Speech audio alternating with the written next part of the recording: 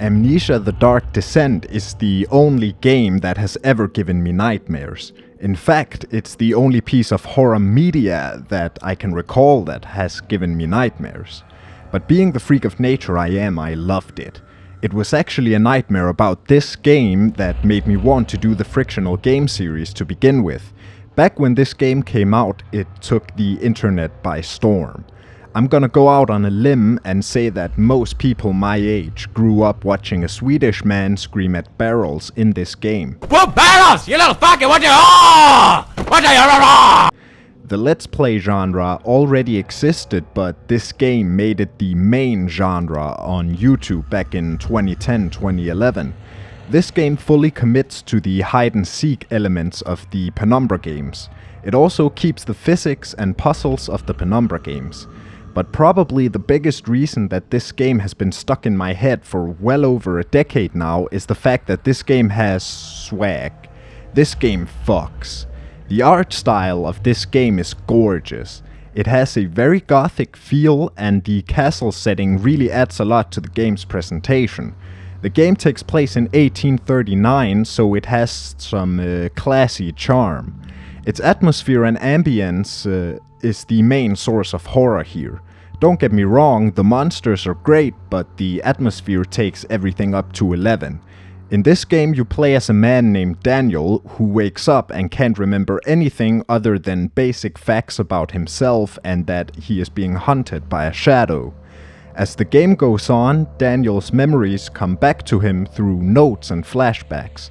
You slowly uncover why Daniel chose to forget. The game entered development at around the same time that Penumbra Requiem did back in 2008. It was first known under Lux Tenebras. It wasn't until November 2009 where it was announced under its official title, Amnesia.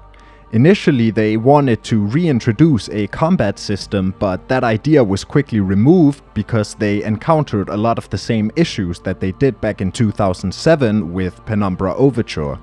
A few months later, in February 2010, the game entered alpha stage and a teaser was released. First, the game was set for release in August 2010, but it was rescheduled to September 8th, 2010. A demo was released shortly before full release on September 3rd. The game met its deadline and came out as scheduled. Frictional Games had set a pre-order goal of 2,000 pre-orders, which ensured a free expansion. The game had a very positive reception. People praised the atmosphere and style of the game while complimenting the simplistic gameplay, which forces complete awareness of your surroundings at all times. But a big contributor to its success was the YouTube scene. YouTubers like PewDiePie and Markiplier got their first taste of success from this game, and shortly after that, YouTube was oversaturated with people screaming at this game. The game's popularity was maintained by the custom story feature. This allowed players to download the assets and the game engine to make their own story. Some are short, some are funny, and others rival the base game in quality. As of today, there are thousands upon thousands of hours of extra content for this game to play. Even back then, there was a huge pool of custom stories. I'll get more into that later in the video.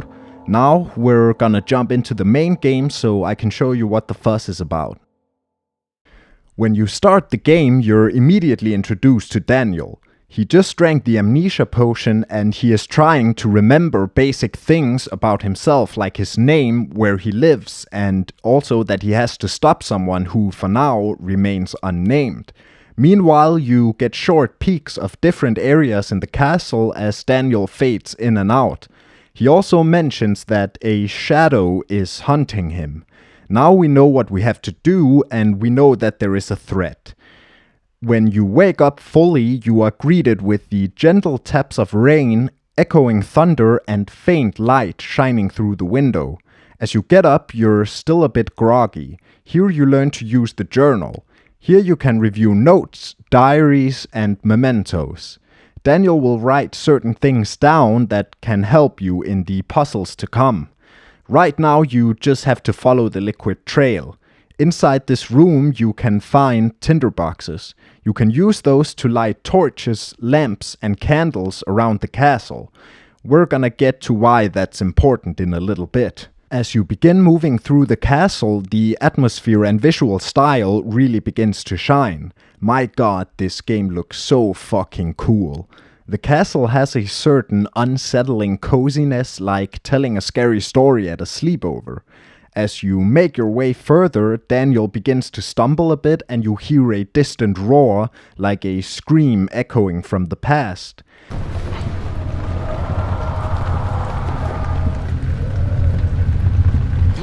As you get to this area, you witness this door suddenly open. So far there's been no music, all you can hear is the ambience outside. You carry on. When you make it to the top of these stairs, you get to this swerving corridor. In here you suddenly hear fast footsteps as the castle creaks around you. Eventually the roar returns and Daniel collapses completely.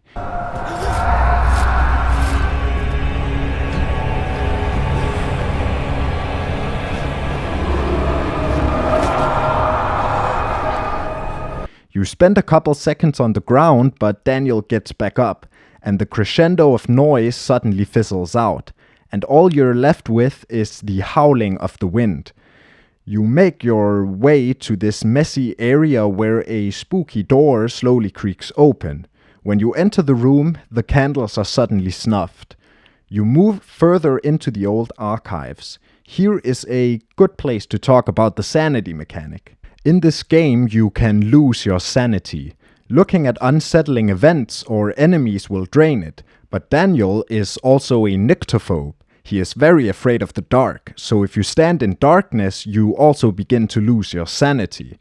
When you're low on sanity, monsters will spot you more easily, your vision gets all blurry, and Daniel is harder to control in general. On hard mode, it will straight up kill you.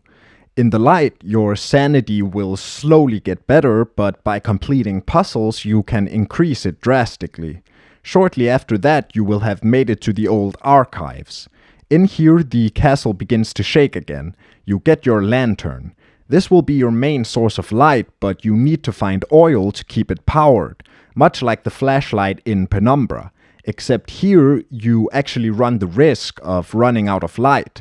Fun fact, this map was actually a part of the later Archives map, but because of redesigns they had to split them up. The trail leads you into this room where you find a note from Daniel to himself. Here he elaborates on what we heard in the intro. Daniel chose to forget and there's a shadow hunting him. He calls it a living nightmare that bends reality. But here we get the objective that we will follow for the rest of the game. We have to get to the inner sanctum and kill Alexander of Brennenburg. Questions still remain, however. Why did Daniel choose to forget, and why does Alexander deserve to die? After that, you can pull this lever which opens a secret passage. From there, you can enter the entrance hall. The entrance hall is the first real level in the game. You have now been taught how to play this game, and it's time to put it to use. As you walk into the hall, you get a flashback.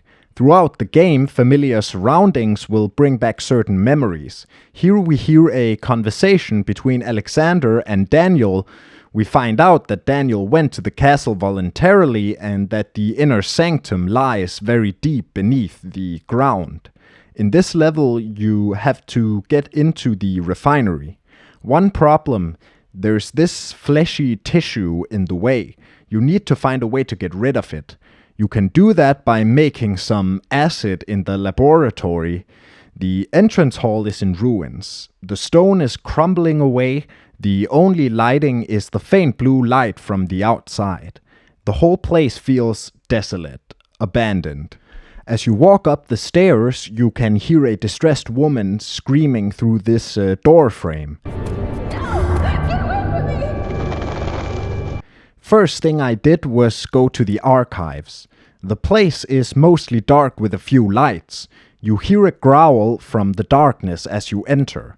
You can find an extract from Daniel's diary where he talks about his expedition in Algeria. They were looking for an ancient tomb when they found a secret passage that led into the buried structure. The next day, Daniel had to lead a group into the tomb itself. As you explore the archives, you hear weird noises from the walls and rooms. Eventually, you find another extract from Daniel's Algeria diary. Here, Daniel ventures into the underground passage. Daniel notices the structure's strange nature immediately. It's much older than expected and has an unearthly quality.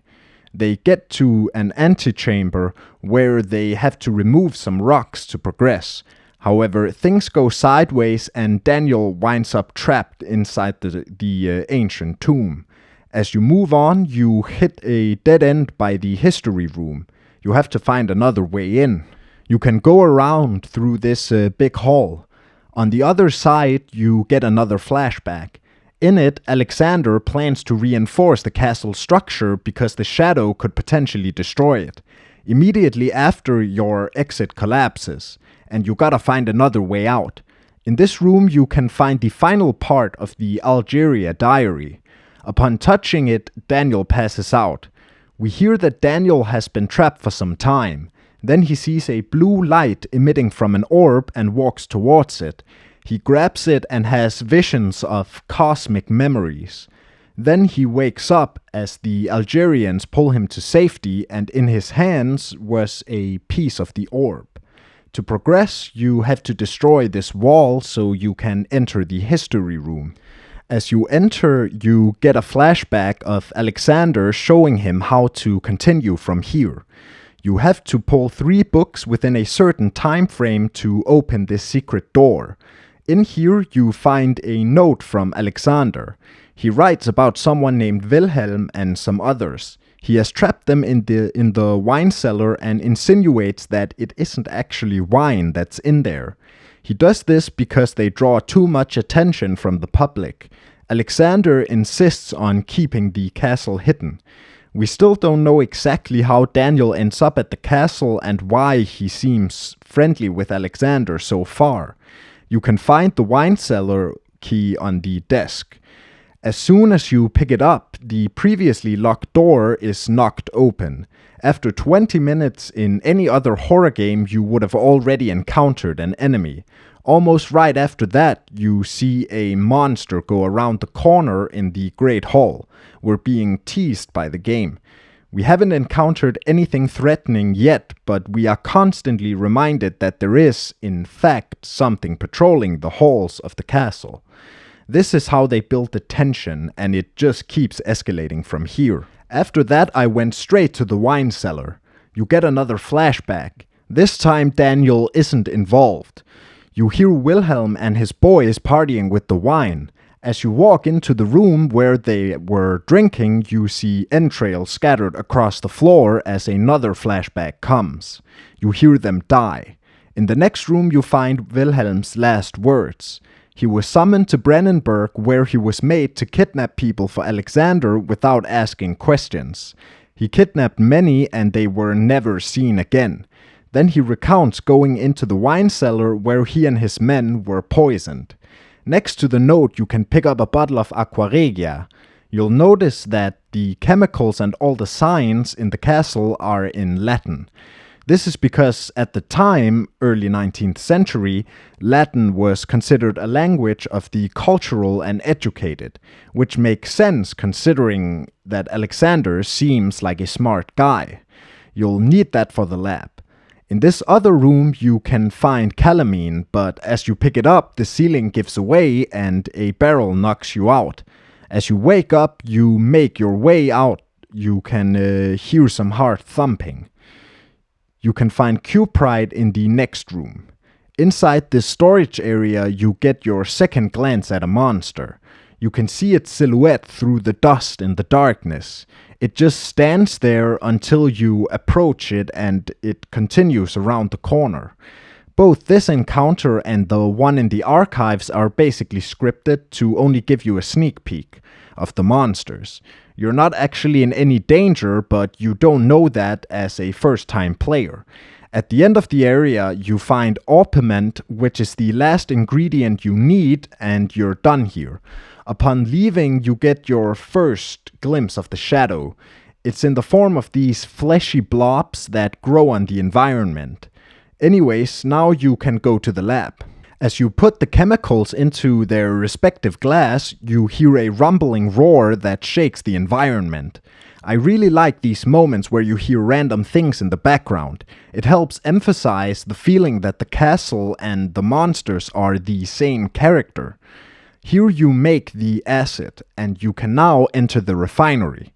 The refinery is pitch black. You get a flashback where Daniel comments on it, but all Alexander says is keep going straight and don't stray from the path. Upon entering the area itself, the game reminds you of the danger with an audible growl and some more spooky noises from the castle. You find another diary entry. In it, Daniel writes of returning home from Algeria. He brought pieces from the orb but couldn't reassemble it. He begins to question his sanity because of it. In the next room, you can find the next part of that journal entry. Daniel notices that the pieces are constantly changing, but subtly. He visits a geologist who basically says it's standard rock behavior. He manages to convince Daniel, but Daniel still has the hunch that the rocks are alien in origin. You hear more noises like pounding and doors breaking. This obviously makes the player very paranoid. That combined with the fact that we haven't had a confirmed threat yet. After that, you can unjam this rope and open this hatch, which leads down to a hallway. Here the shadow gets a little crazy, but now you can enter the cellar archives. The cellar archives is partially submerged, and it's here, after almost an hour, where we meet the first monster. This monster is the Karnk. I'm just gonna call it the water monster. It's invisible, but you can see it splash in the water. It only attacks when you're in the water, but it will still follow you. The first thing you gotta do in this mortal game of the floor is lava is simple. Get to the next room. The catch? Turning the valve takes forever. Luckily, you can just move some boxes so you can safely open the door. By the end of this next area, you can find a needle that you can use to open the archive tunnels. The nightmare isn't over yet though. These tunnels are also submerged, and of course, the water monster is here too. This is a chase sequence. You gotta make your way to the end of the area and you can use the doors to slow down the monster. After that, you get to the back hall and this sequence is over. We have made it to the next area. Here I had some stuttering issues, but it's only in this part. This area is a lot more clean. It still has the same atmosphere as the entrance hall, but it's more tidy. It has these creepy baby fountains as well. Here you have to fix the elevator to progress. In here, Daniel has another flashback where he is awestruck by the elevator. I went to the guest room as the first thing. This is where Daniel stayed during his time here.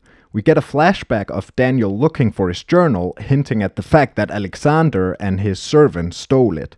In here we find more from Daniel's diary. Here he was told the fate of the expedition in Algeria. A man named Abdullah returned injured to an Algerian city and told them that the expedition had been attacked by something horrible. You find the next part in the other room. Daniel gets his hands on Herbert's, the guy that led the expedition's, journal.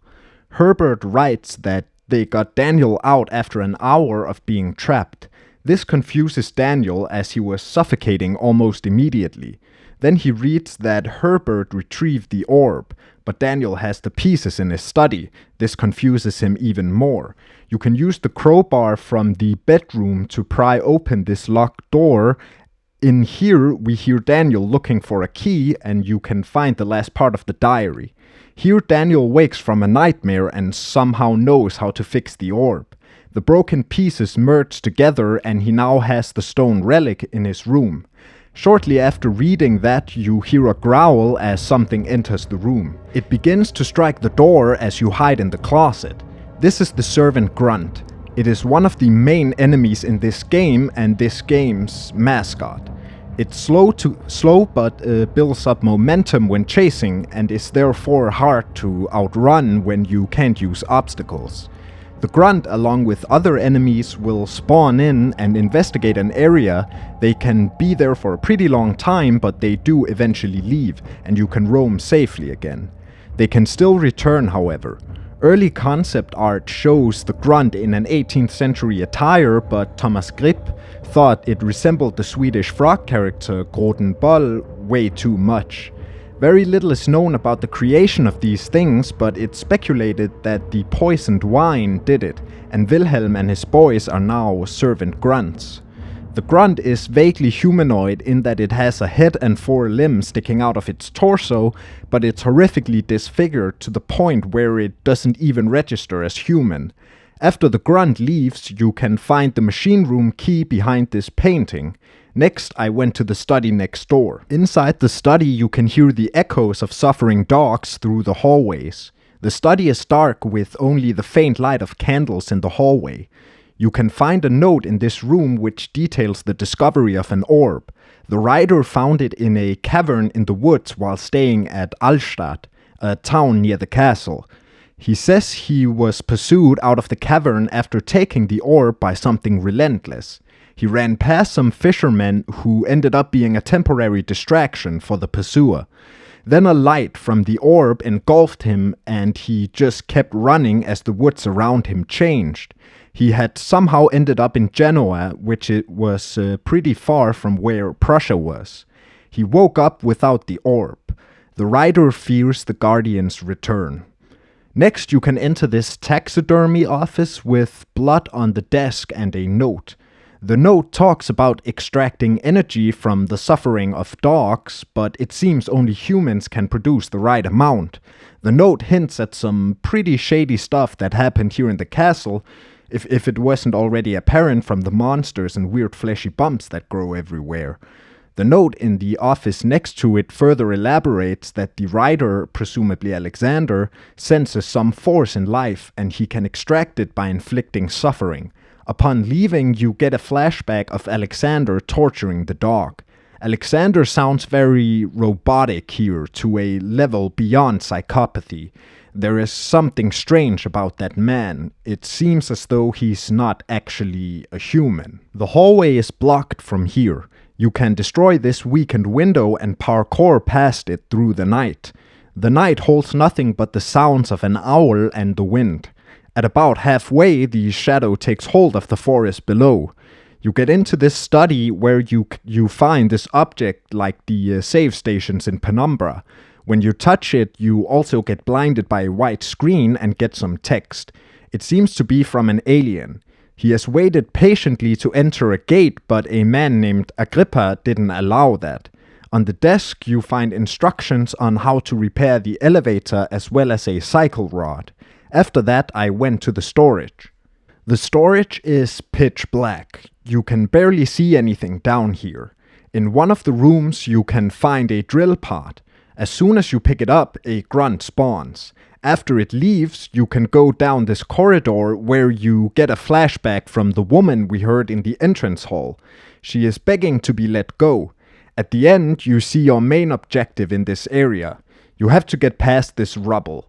To do that, you have to assemble the drill so you can retrieve an explosive substance from 2 VOTs. You can blow the rubble. While doing that, you can still hear the echo of the pleading woman. The sanity mechanic really complements the atmosphere in this room. With the complete darkness, it makes the environment feel hostile by nature. This really does a lot for the general feel of the game here. Eventually, you get to a more open area. If you open this door, there's a grunt behind it, but it doesn't really do anything other than just stand there. At the end, you find the remaining 2 rods. Now we can fix the elevator and move on. It's never that simple, is it? When you leave, you lose all sanity as Daniel collapses again. Now you enter the machine room. The machine room is well lit. For some reason that makes me feel safe. I think it's because horror games tend to mark safe areas like that. In here you can find more from the diary. Here Daniel goes to the university looking for answers. He finds out that the orbs have actually had a pretty big impact on culture as a whole. He overheard that a professor had been killed the prior night. He feels guilty despite not knowing the details. In the second part, he has sent out letters to people in an address book he found in Herbert's office. This is where Alexander comes into the picture. He asks Daniel to come to Brennenburg Castle and he says he can protect him. This makes Daniel nervous because he has no clue who or what could be hunting him. He then reveals that he has had horrible recurring nightmares where a scary voice calls to him. In the next part, he finds out that more people have been killed in a very graphic way. Daniel is suspicious that it's the work of this thing that's after him. He decides to go to Prussia to meet Alexander. After fixing the elevator, the shadow appears again. I think this confirms that the shadow, these weird meaty lumps, is what is after him. You use the elevator to go down. You end up in a prison. Daniel gets a flashback where he can hear the wailing of prisoners, but Alexander explains that one of his duties as a baron is that of a warden. As you walk through the dark, ruined halls, you hear a monster butchering and torturing the inmates. The prison is dark and clearly not up to ethical standards. Pretty soon after entering, you see a new monster, the Brute. Like the Grunt, it's a vague humanoid that has a mouth for a face and a general fucked up appearance. It has a blade for an arm, which is its primary weapon. It has a distinct sound, very reminiscent of a cow with distortion. Brutes are noticeably more dangerous than grunts. They're faster, deal more damage, can clear obstacles faster, and are just scarier all around. Like the grunt, brutes also show emotions by whimpering when idle. Again, all we have on its creation is pure speculation. The theory is that they are victims of the shadow itself. Their physical appearance matches up with how Daniel described the victims of the shadow in the machine room. In one of the rooms, we get a flashback where we find out that Daniel was the one or played a part in the torment of the woman we've heard cry throughout the game. There is a hole in the ground here and you can use the hammer and chipper to open it further so you can enter. Down here, I couldn't stop thinking of Penumbra. The first one has a lot of caving levels where you get tormented by spiders. Anyways, the tunnel takes you to the northern cell block. In here, you find another entry from Daniel's diary. He has arrived in Allstadt where he will rest before going to the castle. His nightmares continue and he still feels guilty. In the next part, he arrives at the castle and is blown away by its beauty and quality. But in the night, the wonders of the castle turn into an eerie gloom. He describes Alexander's servants as quiet and skulking. Inside the cell, you get a flashback from a guy wanting to be freed and says that he is innocent of the crime he's supposedly done, and he is merely a witness. Pretty soon after that, you hear Daniel pleading with the woman to stay in the prison since it's dangerous, but she is clearly terrified and wants to go home. We also hear of a Gabriel, but it sounds like Daniel killed him. You encounter your next obstacle, this locked door with a clean padlock. You have to weaken it and use the hammer and chipper, but first you find the last part of the diary in this area. Here Daniel joins Alexander in the parlor after a nightmare woke him up. Alexander explains that the orb casts a shadow. If the orb is so much as touched, the shadow will do anything to reclaim the orb. The only good thing is that the shadow is slow. Alexander then says that you can stop it, but there's a price. In the kitchen, there's a pot of acid. You can use a glass jar to get it. With that, you can weaken the lock and break it with the hammer. Behind the door is the entrance to the cistern. You get a flashback where Alexander explains the room to Daniel. He uses the drainage for transport. However, there is a poisonous fungi blocking your way forward, so you gotta find a way to get rid of it. In the middle, there is this platform that you have to get up on. You use some oil to grease this lever so you can lower the ladder. Up here, you get your next problem. One of the bridges doesn't lower. You can fix that in the control room. Now we've reached the halfway point of the game. So far it's been really good. The tension in the beginning built up the monsters well, and we've found out more about this shadow, how it relates to the orb and also how the orb works. One question still remains though. Why did Daniel choose to forget? In the prison you sort of get the sense that it was out of guilt. It seemed he had done some pretty unethical things to people trapped in the castle. In the wine cellar, we found out that a lot of them were just kidnapped. Another question is, what did Alexander do to deserve death in Daniel's eyes? There's only one way to uncover the mystery, and that is by continuing. The control room is dimly lit by candles and faint light from outside. You can fix the broken bridge in here. Now, I had no idea how to do that at this moment, so I actually left and went straight to the cistern itself. In here, you get a flashback to where Alexander explains that you can control the drainage of water from in here. All you hear is the dripping of water. The whole place is covered by an ambient blue light temporarily broken by the torches. You're also left with a mini heart attack every time you go into water, fearing the water monsters return. Now you gotta go through the whole thing and turn these valves, which fills this stone chamber with water and in turn drains the water from the sewer entrance. You find more from Daniel's diary in here. Alexander turns out to be knowledgeable in magic. Daniel and him are going to perform a ritual in his dungeon. Daniel is skeptical but decides he has no choice. This is where they head to the inner sanctum. This is also where Daniel is going in the present, if you forgot. In the next part, Alexander shows Daniel what the orb can do as a storm of light consumed the inner sanctum. Alexander was on top of it though, until the shadow shows up. He quickly covers it and explains that the shadow is a lot closer than he thought. They will begin the ritual the next day. Daniel becomes quite nervous about the whole thing. In the last part, Daniel explains that Alexander is really pulling out all the stops for this ritual, which makes him question Alexander's motives. However, he does actually get a bit excited about seeing the full power of the orb. When you're done here, the water will be drained from the path forward, but there is still poisonous fungi in the way. This is where we have to fix the broken bridge. You gotta align these weights, get this piston thing going, and put these pipes back in their proper place.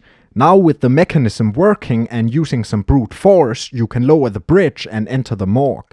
You get a flashback from where Daniel and Alexander temporarily repel the shadow.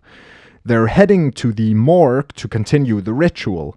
Alexander congratulates Daniel, but Daniel is clearly shaken. As you enter this area with a corpse on an autopsy table, Alexander begins to communicate with Daniel telepathically. He asks if Daniel has changed his mind about all this. On the desk you can find instructions on the vaccine against the fungi. In the rooms next to it there are piles of corpses. You can even hear the echo of them screaming in their final moments. You can go back into the hallway and enter another room where you find a copper tube. Here you get another flashback of a suffering prisoner of Alexander. Here you gotta punch a hole through the skull of the body on the autopsy table so you can inject his blood into yourself with a makeshift syringe. As you wake up, a brute comes through the door and you're forced to take shelter in one of the body-filled rooms. This reminds me of the first time you meet a grunt.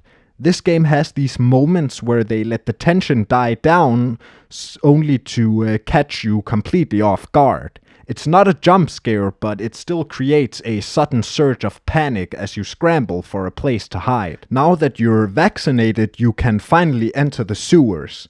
Here I was almost convinced that the water monster would make a return, but instead you are being viciously hunted by a brute. Here you have to slow down this water wheel thing so you can jam it and go through. Here towards the end of the sewer area, you have a unique brute encounter. In this game, like I said earlier, when a monster investigates an area, it leaves after a while of not finding anything. Here I was hiding from the brute for quite a bit until I saw it standing completely still by the exit. I used the box to distract it and went for it. You get to a ladder where you can crawl up through a well. This is the nave. It brings back some of that cozy gloom that I was talking about in the beginning, but for some reason, now that we've been through all that, it's not the fun spooky anymore, but the environment actively feels threatening. Inside this room with 2 levers, you can find more from Daniel's diary. Here he writes of the ritual. Daniel killed a prisoner under Alexander's orders. He was told that the prisoner was a murderer and that his blood could buy Daniel precious time. That is what made Daniel do it. After going down this spiral staircase, you get a flashback of Alexander speaking to Agrippa. Alexander is in the middle of rescuing him, but Agrippa is very pessimistic about his situation. Shortly after that, you meet Agrippa. He is tied up but alive. After pulling this switch, he can speak to you. He gives you the objective for this area. The inner sanctum is close, but to get in, you need an orb. Now Alexander broke his orb, so now you gotta find the pieces and put them back together. Alexander uses the pieces for torture, so you gotta check the various torture rooms down here. A little while later, Agrippa asks you to find a tonic recipe from a Johann Weyer so you can take him with you to stop Alexander. The entrances to the torture rooms are blocked by a door. These doors are controlled by the levers upstairs. You gotta fix the mechanism. The nave is incredibly gloomy. Once again, you hear the echo of the prisoners as various sanity visions show, but weirdly, Agrippa's presence makes you feel safe for some reason. I think it's because Frictional Games' design puts quite a bit of reliance on isolation to carry the atmosphere. It doesn't ruin it at all, it creates an interesting contrast between this and other areas like it. In one of the cells, you get a flashback that reveals quite a bit. A man says he does not remember being tortured, but he can clearly see the wounds on his body. It seems that after torture, they have their memories wiped with the same stuff that Daniel used. Then they would repeat the process. While walking down these stairs, the lights go out as you get overwhelmed with the sounds of suffering.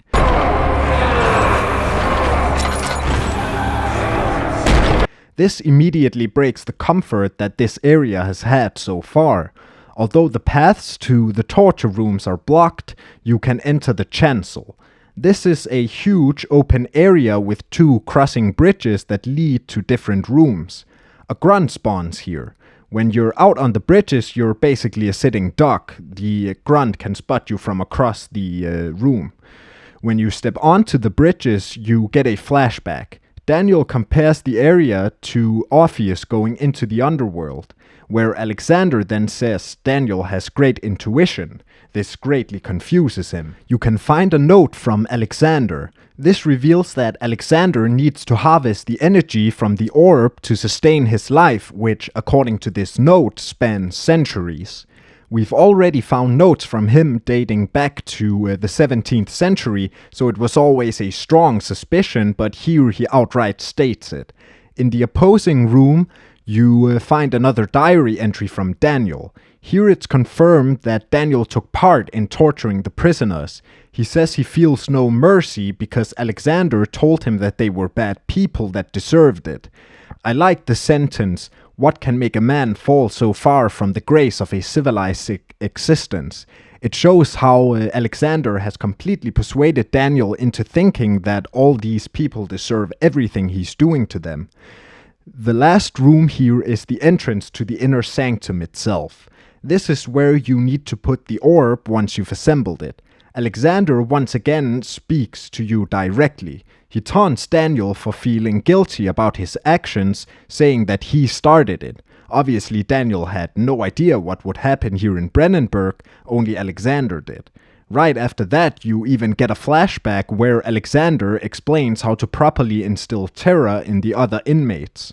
To get the levers working, you have to climb up to this trap door where you can fix the cogs. Now we can collect the orb pieces from the torture rooms. You enter the transept. The transept is a large empty room with cages hanging from the ceiling. In the middle there are spiral stairs. This room has a very dreamlike quality. Its layout doesn't really make sense. Atop the stairs is Alexander's office. In here you can find some rope and a note with torture instructions. Here we also see that it's the terror and suffering of humans that produce vitae. Vitae is the energy that Alexander needs to sustain his life. If you recall, he tried to get it from dogs back in the beginning, but it seems only humans give the right amount. Now the next 20 minutes of this game is a lot of repetition, but there is something to talk about. You enter the rooms one by one where you will see an instrument of torture.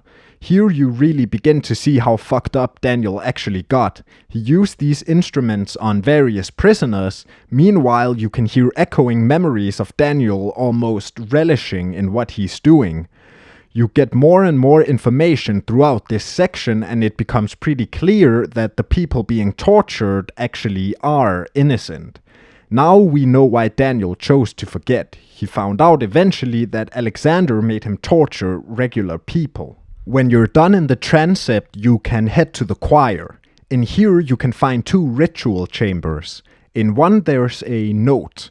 When you touch it, you immediately have a vision from the past. Daniel is getting ready to kill someone on the table. You can hear him suppressing his humanity by constantly reminding himself that he's doing it to someone he thinks is a bad man. He mocks the victim. It's clear that he relishes in the butchery. The choir itself is completely different from anything we've seen so far. It's covered in a thick fog and you have little visibility. On top of that, a brute is walking around out there. You have to feel your way through the fog to the different rooms. Inside them, the same thing happens. You enter the rooms, interact with the instrument, and pick up the orb piece. When you return to Agrippa, he explains what Alexander is currently up to. He is trying to open a portal to another world. Now with all the pieces, you can open the inner sanctum. One small issue. When you enter the chancel, you're immediately jumped by a group of grunts. They take you down, but this is scripted. You wake up in a prison cell facing a grunt. Alexander speaks again. He has a bit of a cliché "you and I are the same" villain speech. He simply tells Daniel to stay here so the shadow can take care of him. The prison has an almost hellish atmosphere. It's dark, dimly lit, and you hear echoes of suffering. To get out, you gotta pry out this brick in the wall with an iron bar, and then you can tear down a support beam which brings the wall with it. Now you gotta continue. In here you can take water out of the well, but the way out is locked. The key is inside this broken pipe. You can use the iron bar from earlier to get it out. When you try to leave, the shadow itself gives chase. This chase sequence is very much like the ones in Penumbra. You gotta get through these doors, but each one presents an obstacle. When it's over, you're back in the nave. I like how it feels as if not only the enemies, but also the castle itself is getting more aggressive. The change happens gradually throughout the game. The castle knows you're close to your goal. Alexander knows. In the nave, when you touch this note, Daniel passes out again. You see a full-on flashback this time. Daniel and Alexander are about to destroy the shadow for good. In the flashback, they kidnap an unsuspecting family at a dairy farm to finish the ritual. It no longer seems as if Daniel needs to be told that they are bad people. He seems to just do what Alexander tells him without question. You wake up again. Walking around the nave, you see how the shadow's presence has caused it to crumble slightly. Now, if you got all the things from Johann Weier's recipe, you can craft a tonic now and take Agrippa with you. Other than that, you can head straight to the chancel and open the inner sanctum. Before you go in, however, you can find another entry from Daniel where he has realized the monster he's become. You have now entered the very heart of this establishment. The game further reinforces it by having the shadow get more aggressive. It roars and manifests on the walls. Eventually you get to this ritual chamber where you can find the last entry from Daniel before drinking the amnesia potion. Daniel has realized that Alexander used him. He expresses his anger towards Alexander. He blames him for what he has become. After giving some blood, you can enter the orb chamber to confront Alexander. Inside are 3 pillars that are combining some kind of energy to open the portal. Alexander is right in front of it. He asks you to help him finish the ritual. From here there are 3 things you can do, which leads to 3 different endings. First, you have the revenge ending. Here you gotta go around and knock over the pillars to disrupt Alexander's ritual. Immediately after, the shadow shows up and kills Alexander. Daniel calls it his greatest triumph and says killing Alexander has washed away the awful things he has done. He is sure that that was the right thing to do. To get the bad ending, you just gotta stand back and let Alexander finish the ritual. He opens the portal to his homeworld and enters. After that, the shadow shows up. Daniel hears the tortured cries of the people he's hurt and murdered as the shadow slowly kills him. The last thing you hear before fading away is a thank you from Alexander. The last one is the good ending, or Agrippa's ending. Here you wait until Alexander has opened the portal so you can get Agrippa through. After that, the shadow shows up and kills both Alexander and Daniel. But then these floating orbs appear and you hear Agrippa telling Johann Weyer to help Daniel. After you've gotten one of these endings, the game is over. That was awesome. It's been so long since I've played the main story that sometimes it almost felt like I was playing it for the first time again. It's no wonder that this game was as impactful as it was. It keeps the basic gameplay loop from the Penumbra series. You have some nice physics puzzles, and you have to hide from the monsters when they enter. This game has some great monsters that each have an incredible presence. After encountering the water monster, I couldn't help but get insanely paranoid every time I heard water splash, and the grunt is an indie game icon. They also keep you on your toes with the mystery of the shadow. You don't know how close it is or how it works. The sanity mechanic, however, is new here. Darkness, unsettling events, and looking at monsters will drain your sanity. This will make monsters see you easier and blur your vision. To me, its biggest impact was its connotation, however. Throughout the game, you hear echoes from the past intertwined with the roar of the castle itself. You question yourself whether it's supposed to be in Daniel's mind or if there is actually a threat present. Now, this mainly works in the beginning of the game. When the cards are revealed, it loses its impact. The place where this game sets itself apart from Penumbra and other horror games at the time is its style. I already stated how much I love the way this game looks. The old-timey equipment and the crumbling castle with a Victorian charm. This makes for a very beautiful piece of art. The game also has a unique soundscape. You constantly hear those echoing roars that almost sounds like the castle itself is dying as the shadow arrives. The way the horrible things Daniel did haunt him is portrayed exceptionally well in the sound design. I'm not talking about the flashbacks, but how you can hear the tortured cries echo through the hallways while just walking around. It also helps with the dreamlike feel of the game. Now, the story that we see with our own eyes is pretty simple. Go to the inner sanctum and kill Alexander. The real juicy stuff is told through notes and flashbacks. When Daniel wakes up in the beginning, he is pretty much as clueless as we are about what's going on because of the potion. The metaphor about descending deeper into the castle as you get deeper into Daniel's mind is obvious and right front and center. Daniel is the player character in this game. He is a young, curious archaeologist who goes to Algeria on an expedition for an ancient tomb. The tomb turns out to not be a tomb at all, but a containment chamber for an alien orb. Upon touching this orb, he is shown alien memories of things far beyond human comprehension. The orb breaks and the pieces are brought out with him.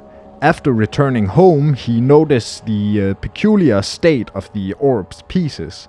He tried to have other professionals look at it, but slowly, one by one, everyone that he had contact with was murdered mysteriously in a most brutal fashion. After sending letters for help, he gets a response from a Baron of Brennenburg named Alexander in Prussia. Daniel begins to link the murders with the orb, so he decides to go and meet Alexander of Brennenburg. Alexander seems like a well-rounded and knowledgeable man on first contact. Daniel shows his curious nature and asks about everything in the castle. Eventually, Alexander tells him of the shadow and how you can banish it with a ritual. To perform this ritual, they need a substance called vitae. They can get it by torturing people and extracting it from their blood. Humans produce it while suffering. They begin by torturing Alexander's prisoners. He tells Daniel that they are horrible people and deserve it. Slowly, as they torture more and more people for more and more vitae, Daniel descends into a sadistic madness where he almost seemed to gain pleasure from torturing people. Eventually, Daniel finds out a horrible truth. Not only were his victims innocent people that either made a mistake or was just straight up kidnapped, but Alexander had no intention of saving Daniel from the shadow. He wanted to open a portal to his home world, which is what he wanted the substance for. Keep in mind, Alexander has been gathering vitae for centuries at this point. This is what makes Daniel drink the amnesia potion, and the game starts as he wakes up after this. The whole build-up from waking up to meeting the first grunt is honestly some of the best tension that has ever been created in horror media. Although there is no doubt that this game is awesome, it's not perfect, obviously. Like, for example, the game runs on very basic systems, and once you figure them out, the impact of the horror suffers. Now you know that the monsters make spooky growl, their theme plays, and now you gotta hide. The loop becomes redundant quickly, and the puzzles after the prison level began to feel like a chore to solve. Around halfway through the game, it becomes too predictable. On April 12th, 2011, Frictional Games released an expansion for Amnesia called Justine. It was originally only available for the Steam version, but in May 2011 it was released for all versions. Here you play as a young French woman in 1858, almost 20 years after the events of the Dark Descent. Like Daniel, she can't remember anything. She finds a gramophone where a woman named Justine explains that this is a psychological experiment that she's taking part in. The woman has to go through various rooms where she has to solve a puzzle to progress. Throughout the room, she has the option to save various men that are trapped. There are more recordings from Justine scattered around the place. After the various tests, the woman gets a room where the walls close in as she plays the recording. She passes out. Upon waking up, Justine calls this the best one yet, and it's revealed that the player is Justine. She set up the experiment and drank the amnesia potion. The game ends with her walking back into her house, where a maid says that the guests will be arriving shortly. This expansion is very short but brings something new. The game has permadeath. This means that when you die, you have to start from the very beginning. This makes your encounters with the new monsters way more tense. The new monsters are the three suitors. The suitors are young men that fell in love with Justine, and she used this to manipulate them. Each suitor has a unique trait.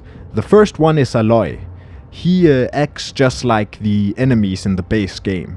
Same with the next one, which is Basile. Only difference, he doesn't despawn. You have to sneak around, but you gotta be extra quiet because Basile is blind. The last one is Marlo. He is blind as well, but he is very hard to hide from. His hearing is way better since he is a musician, so he had to train his ears. Some also speculate that he can smell her since he always seems to enter the room that Justine hides in.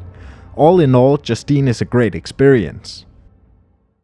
This game had a surprisingly long lifespan and continues to have an enthusiastic, dedicated fanbase even with 3 other entries in the series. This is because of this little thing called custom stories. Frictional Games released the engine and all assets for the game, which allowed its community to make their own stories within the game. This meant that creators could release and show their work on a popular game, and YouTubers could continue making videos on it. I've compiled 3 great custom stories that I want to talk about for the rest of this video. Don't worry, I'm not gonna do a detailed walkthrough like I did with the base game. I wanna give you an overview and explain why I like these custom stories.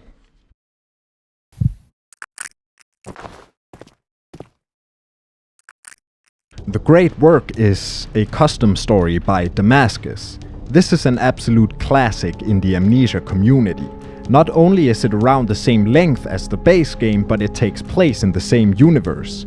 A group of archaeologists finds an alien orb which unleashes unspeakable horrors in a castle named Minneberg. You play as Charles Longden, another archaeologist who goes to investigate. Despite recycling the base plot of the main game, Damascus manages to put a unique spin on it. The level design is fantastic and the environment is diverse. You go through a manor, a castle, a cave, and this nightmarish alternate reality place. That is another thing I like about the design. I have made it clearer time and time again on this channel that I like a dreamlike and absurd design. This mod brings the good stuff when it comes to that. Upon a fresh take on the level design, the mod brings 2 new monsters into the game. There are the Remnants, who honestly has the creepiest theme of any monster encountered in this game, including other mods. It's this metallic percussion. Combined with the way it looks and moves, it makes for truly hair-raising monster design. The other is the Intelligencer. The Remnants has the creepiest presence, but judging by appearance alone, the Intelligencer takes the cake for me. They are these short, cloaked figures with a wolf skull mask that gives the appearance of a plague doctor. They wield a dagger as a weapon. This custom story feels like it could be its own standalone game, but again, it's not perfect. The mod brings these insane difficulty spikes. I was sometimes stuck by the same puzzle for hours. Another thing is the story itself. It is incredibly hard to follow because there is so much to keep track of while you still have to solve the puzzles and avoid the monsters. All in all, the Great Work is absolutely fantastic. The amount of love and passion that went into this project is clear.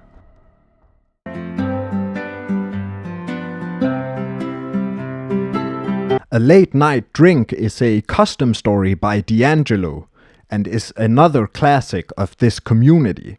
You play as a wine enthusiast who buys a new house in spite of the previous owner's death at the hands of insanity.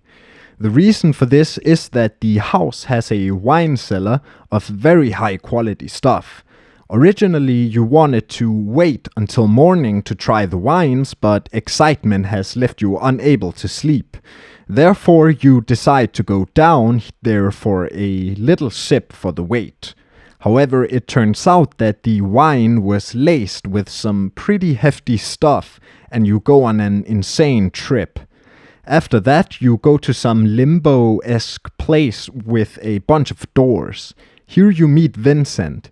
He was the previous owner. He would like the pieces of his soul back which he lost when he got there. Now you gotta go through each door which represents a different part of his personality or certain memories to collect the pieces. This story is a lot more light-hearted. It's got some pretty funny moments, though it's very obvious that it was made in the early 2010s. It's also quite light on the horror. But don't get me wrong, there is horror here, it's just not up front like with the Great Work. It is nowhere near the Great Work when it comes to difficulty. To me, this is an incredibly charming mod, with great atmosphere and a unique design that sets it apart from other custom stories.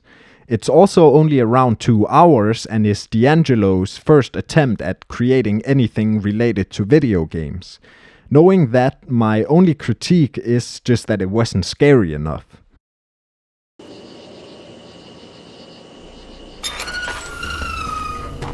Obscurity is a custom story by Electric Red. You are constantly haunted by horrible nightmares where you're in a place called Crescent Village. A voice calls for you. Crescent Village happens to be the town you grew up in, and when you arrive, you find it ransacked and abandoned. Windows are boarded up, and there is no one in sight. What happened? As you investigate this question, you begin to uncover a horrible secret. This add-on was even shorter. I finished it in 90 minutes, but they were 90 minutes well spent. The design of this mod is very similar to that of the base game, but the outside setting and the cave setting does mix things up from a visual standpoint. It also brings a new monster. It's this winged demon thing that makes this disgusting noise. It's a terrifying enemy. All in all, Obscurity is a great mod, but coming off the other two, it feels like they played it too safe. They leaned way too much on the design and atmosphere of the base game, whereas the Great Work and A Late Night Drink push the envelope a bit to create some unique atmospheres that aren't in the base game. But yeah, anyways, that was it for this video. I hope you enjoyed it and hope you have a great day. See you next time where we tackle Modern Warfare 2.